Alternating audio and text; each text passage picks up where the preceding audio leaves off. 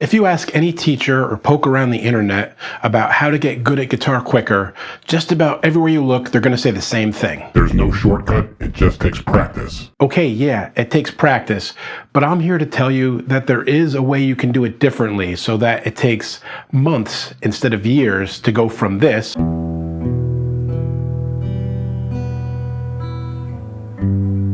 to this.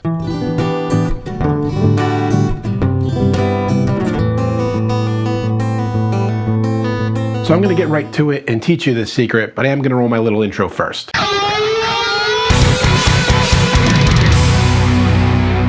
Okay, so this concept I have mentioned several times on this channel over several videos, but it's important enough that I wanted to separate it out and make its own video on it. And what this is to practice in sprints, not marathons. Whatever it is you're working on, whatever level you're at, if you're just learning to change chords for the first time, or you're an advanced lead player working on arpeggios, learning to practice in sprints in this way is going to get your hands to cooperate much sooner than if you do it any other way. You see, if you are really motivated, you might be the type of person that looks at the instrument and says, I have to practice 2, 3, how many ever hours I have free, and just practice, practice, practice. Go through that entire time and work on whatever it is that I'm working on nonstop. Now, you will get better doing this, but you're also going to hit a bunch of plateaus where you don't seem to improve at all.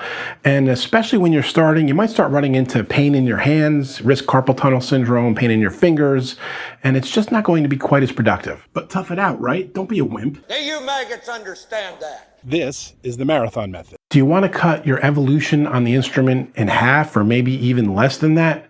Well, I'm going to talk to you about how to practice in sprints now. Let's take those same 2 or 3 hours that you were thinking about practicing just head on all the way through and break it into little segments that we're going to talk about. It doesn't matter if it's, as I said, you're a beginner player just working on a couple of things, or you're an advanced player that has a whole library of things that you could be working on. Take 2 or 3 of those things that you want to work on, chord changes, a single note thing for dexterity, if you're advanced arpeggios, a lead line, whatever it is, take a couple of them and work on it for 3 to 5 minutes each.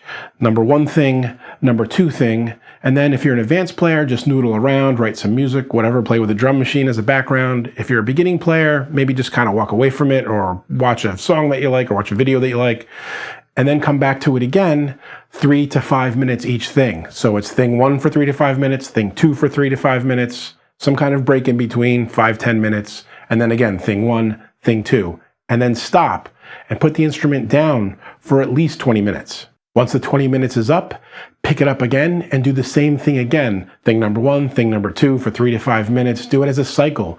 If you had 2 hours to do this in, you're going to cycle through this 3 or 4 times maybe. Maybe it's a couple times in the morning and a few more times at night. But it's these little sprints, these little chunks of practicing it, in which you're going to incorporate the information. You'll build the muscle memory much more rapidly than if you were to work straight through for the amount of hours that you have to practice. I promise you, whatever items are on your list that you're working on that seem out of reach now, you're going to reach the level that you want to get to much faster doing it this way. Now I grabbed my guitar here because there's one other aspect to this that I want to talk about that's very helpful, and that is to work with some kind of timekeeping device. It's usually called a metronome. I'm going to pull up Google online here. They have a free metronome that you can go to, or you can pull up an app here. I have one on my phone, and it helps if you play along, if you're trying to get better at something, especially when you first begin and you can't even switch chords. If you play along and you do something like strum a chord each time the thing clicks. So I start this thing here, and it's just 1, 2, 3, 4, and then switch. Whatever it is that you're working on.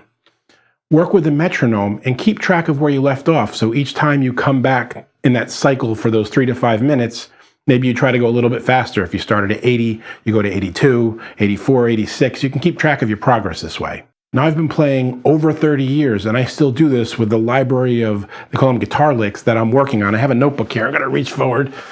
My sister made me this cool notebook, which I think I've shown on the channel before, and I keep notes of what I'm working on and what speed I left off at. So over the course of 2-3 weeks, as I'm working on something new that I can't play yet, I get it to whatever tempo it is that I need to use it in a song. And still to this day, when I'm practicing a new technique, it's in sprints like that. I never work on anything for hours at a time. It's just counterproductive. So that's the big secret, the big guitar hack, the way to learn faster and to evolve faster on the instrument. Work in sprints, not marathons. I hope this made sense to you guys, and if you have any questions or comments, leave them below. I'll get back to you as soon as I can, and until next time, keep making great music. Hey friends, don't forget to subscribe and turn on notifications. It makes the whole world better.